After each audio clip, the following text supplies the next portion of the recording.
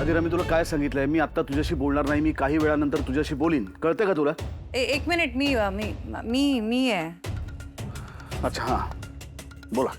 ऐका ना राजवाडे, असं नका ना करू. आता काय केलं मी? तुम्ही चिडा ना, रागवा माझ्यावर, मला सवय आहे त्याची. पण तुम्ही असा माझा राग अधिरावर नका काढू. नाही नाही, एक मिनिट. म्हणजे काय म्हणायचं तुम्हाला? काय म्हणजे? काय म्हणजे काय? तुम्हाला सवय आहे माझ्या चिडण्याची? म्हणजे मी काय दिवस रात्र फक्त चिडतच असतो? काय वेळ लागले मला? नाही नाही नाही, मग असं का म्हणाला? सॉरी, तसं नाही, चुकलं. झालं. तुम्ही हे सॉरी म्हटलत ना की बाकी सगळं तुम्ही बोलायला मोकळ्या. हे बघा, मी म्हणते ना की माझं जे बोलणं झालं आता ते चुकलं. तर तुम्ही प्लीज अधिरावर रागवू नका, कारण माझं चुकलंय ना, तिची काही चूक नाही आहे. तिची चूक नाही, त्यांची चूक आहे. त्यांची जास्त आहे, हिची कमी, असं नसतं. चूक ही चूकच असते.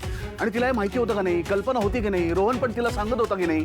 अहो, मुळात आता आई अशी वागेल ह्याची कल्पना तिला नव्हती ना.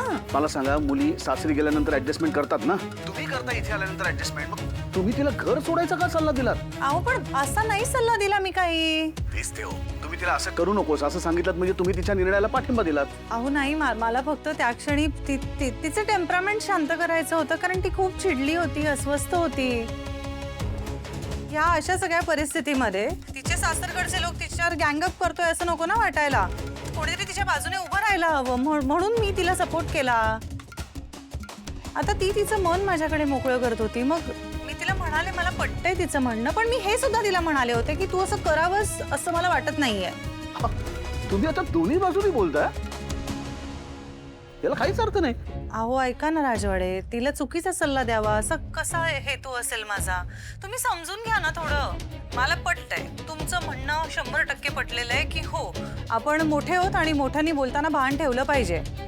पण म्हणून लहान चुकीचे नसतात ना प्रत्येक वेळी. त्यांची पण एक बाजू असते, ती समजून घ्यायला हवी. आणि मी खरं सांगू का, अधिरा खरंच आमच्या घरात आल्यापासून खूप ऍडजस्ट करते आणि मी बघतेय ते दिसतंय ना मला. म्हणून मी तिला सपोर्ट केला. मग ह्यात काय चुकलं काय माझं? बाई, हे सगळं काय आहे? सगळे दागिने, ही भरजरी साडी, सगळं ह्याच्यासाठी द्यावं तर लागणारच ना. हं? नाही म्हणजे हे बघा, आता हे असे कपडे आमच्या घरात कोणी वापरत नाही ना, त्यामुळे जैसा देश वैसा भेस. हा, म्हणून ही साडी दिली आहे तुम्हाला. बरोबर आहे तुमचं. तुमच्या नोकरांकडे पण आमच्यापेक्षा चांगले कपडे असणार.